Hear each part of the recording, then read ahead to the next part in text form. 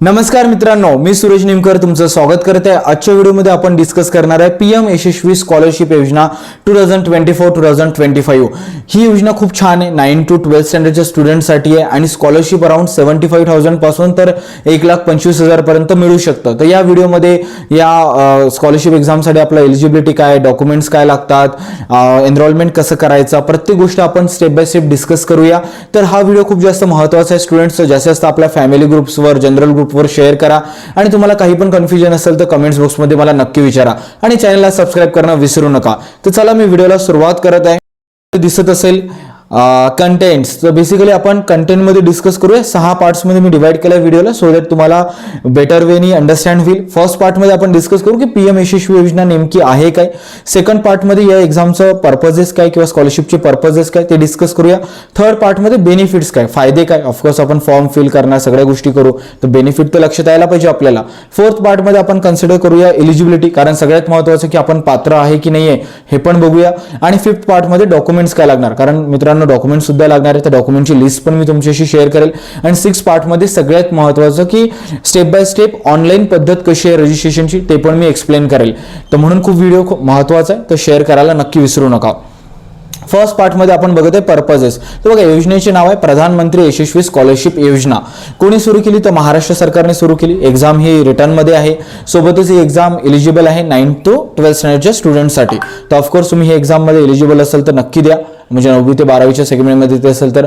आणि पर्पज काय एक्झामचा सुरू करण्याचा, तर सिंपल आहे, जे स्टुडंट इकॉनॉमिकली बॅकवर्ड आहे, ज्यांना फायनान्शियली प्रॉब्लेम्स आहे, त्यांचं शिक्षण थांबलं नाही पाहिजे, त्यांना अडचण आली नाही पाहिजे आणि भविष्यात त्यांनी एक चांगलं करिअर करायला पाहिजे, चांगलं एज्युकेशन घ्यायला पाहिजे, म्हणून ही योजना सुरू करण्यात आली। अप्लिकेशन स्टार्ट डेट आहे 11 जुलै 2024 आणि एंड डेट आहे किंवा लास्ट डेट आहे 17 ऑगस्ट 2024 आणि रजिस्ट्रेशन तुम्ही करू शकता या डेट्समध्ये। ऑफकोर्स थोडं लेट झालेलं आहे, बट सॉरी फॉर दॅट, कारण मी ऑलरेडी सीईटी कॅट या सगळ्या एक्झामच्या प्रोसेसमध्ये ऑक्युपाईड होतं, पण काही अडचण नाही, आपल्याकडे अजूनही 5 ते 6 दिवस आणि त्यामध्ये आपण भरू शकतो फॉर्म। आता आपण सेकंड पार्ट मध्ये समजूया याचे उद्दिष्ट काय काय, तर तेच आहे मागासवर्गीय विद्यार्थ्यांना हेल्प करणं, सोबतच ज्या विद्यार्थ्यांचं उत्पन्न 2.5 लाखच्या खाली आहे त्यांना मदत व्हायला पाहिजे आणि 9वी ते 12वीच्या विद्यार्थ्यांना स्कॉलरशिप प्रोव्हाइड करणं हे उद्दिष्ट आहे। आता इथून थोडं अजून महत्त्वाच्या गोष्टीबद्दल आपण डिस्कस करूया, या योजनेचा बेनिफिट काय। बघा विद्यार्थ्यांनी इथं क्लिअरली लिहिलेलं आहे 75,000 to 1,25,000 पर्यंतची स्कॉलरशिप तुम्हाला मिळू शकतं। इट्स अ बिग अमाऊंट, नक्की हा फॉर्म फिल करा, फॉर्म फिल करायला विसरू नका। आता फोर्थ पार्ट मध्ये आपण डिस्कस करूया एलिजिबिलिटी क्रायटेरिया, कोण कोण एलिजिबल याच्यासाठी। तुम्ही भारताचे रहिवासी पाहिजे, म्हणजे ऑफकोर्स तुम्ही इंडियन नॅशनॅलिटी पाहिजे तुमची। सेकंड आहे लाभार्थी हा ओबीसी, ईबीसी किंवा डीएनटी या ज्या कॅटेगरीज आहे मेन्शन आहे वेगवेगळ्या वेबसाईट्सवर, तुम्ही ऑफिशियल वेबसाईटवर जाऊन पण चेक करू शकता। थर्ड सगळ्यात महत्त्वाचे 2.5 लाख पेक्षा तुमचं उत्पन्न कमी पाहिजे, त्याच्या जास्त असेल तर तुम्ही एलिजिबल नाहीये। फोर्थ आहे की जो स्टुडंट आहे त्याचा जो जन्म आहे 1 एप्रिल 2004 to 31 मार्च 2008 याच्या बिटवीन झालेला पाहिजे, या डेटच्या बिटवीन, हे खूप जास्त महत्त्वाचा पॉईंट आहे। नंतर 5वा पॉईंट आहे की गर्ल्स आणि बॉईज दोघं पण एलिजिबल असतात। काही काही स्कॉलरशिप असतात की जिथे फक्त गर्ल्सच एलिजिबल आहे किंवा बॉईजच आहे, पण इथे दोघं पण एलिजिबल आहे। सगळ्यात महत्त्वाचा 6वा पॉईंट आहे की तुम्ही जर सीबीएसई, आयसीएसई किंवा एखाद्या चांगल्या स्कूलमधून पण येत असाल तरी सुद्धा एलिजिबल आहे। असं नाही की तुम्ही मराठी किंवा सेमी इंग्लिश स्कूलमधून पाहिजे, एनी स्कूल असेल तरी तुम्ही या स्कॉलरशिपसाठी एलिजिबल आहे। 7th पॉईंट आहे की विद्यार्थ्याला लाभ घेण्यासाठी 8th स्टँडर्ड पास पाहिजे आणि 10th स्टँडर्ड पास पाहिजे। आता तुम्ही म्हणणार सर तुम्ही 10वीत आहे तर मी 10th स्टँडर्ड पास कसा पाहिजे। जर तुम्ही 9 to 10च्या सेक्शनमध्ये येत असाल तर ऑफकोर्स तुमचं 9 पास लागणार आहे आणि तुम्ही 11-12च्या सेक्शनमध्ये येत असाल तर तुमचं 11 पास पाहिजे आणि ते पण किती गुणासोबत, मिनिमम 60% वर तुम्हाला पर्सेंटेज असायला पाहिजे मित्रांनो। तर तुम्ही 1 by 1 पॉईंट पण रीड करू शकता। या योजनेचा लाभ घेण्यासाठी तुम्हाला स्कॉलरशिपची एक्झाम द्यावं लागेल, हे पण बघा। असं नाही की स्कॉलरशिपचा फॉर्म भरला, डॉक्युमेंट्स अपलोड केले आणि स्कॉलरशिप येऊन जाईल, जसं आपण फ्री टॅबलेट योजना बघितलं होतं तसं नाही, इथे तुम्हाला एक्झाम पण द्यावं लागेल। आणि या एक्झाममध्ये एकूण 4 सेक्शन्स आहे किंवा 4 विषय आपण बघूया। विषय कोणकोणते आहे, math, science, social science and general knowledge, गणित, विज्ञान, सामाजिक शास्त्र आणि सामान्य ज्ञान। नंतर प्रश्नांची संख्या काय, 30, 20, 25, 25 म्हणजे रफली 100 क्वेश्चन्स आहे आणि एकूण गुण आहे 120, 80, 100 अँड 100, म्हणजे जवळपास जर बघितलं तर हे 200 आणि ते 200 किंवा 400 मार्क्सची ही एक्झाम आहे. ऑफिशियल वेबसाईटवर पण जाऊन तुम्ही बाकी गोष्टी क्रॉस व्हेरीफाय करू शकतात. फिफ्थ सगळ्यात महत्त्वाचं की डॉक्युमेंट्स काय लागणार ते पण बघूया. तर तुमच्याकडे आधार कार्ड असायला पाहिजे, इन्कम सर्टिफिकेट असायला पाहिजे, सोबतच कास्ट सर्टिफिकेट, बँक पासबुक असायला पाहिजे, कारण तुमचं स्कॉलरशिप यायला पाहिजे तुमच्या अकाउंटला. त्याच्यासाठी फिफ्थ आहे पासपोर्ट साईज तुम्ही फोटो काढून ठेवा. हे 5 डॉक्युमेंट्स आहे. याच्यानंतर तुम्हाला 8th स्टँडर्ड किंवा 10th स्टँडर्डची मार्कशीट लागणार. तुम्हाला मोबाईल नंबर असणं गरजेचं आहे, कारण फॉर्म फिल करण्यासाठी असतं कंपल्सरी आहे. अधिवास प्रमाणपत्र म्हणजेच डोमेसिल सर्टिफिकेट असणं गरजेचं आहे. 9th तुम्हाला दावा करण्यासाठी शुल्क तपशिलीचा पुरावा, म्हणजे तुम्हाला तेवढा मार्क्स मिळालेला आहे 8th मध्ये किंवा 10th मध्ये, ती गोष्ट पण मागू शकतात.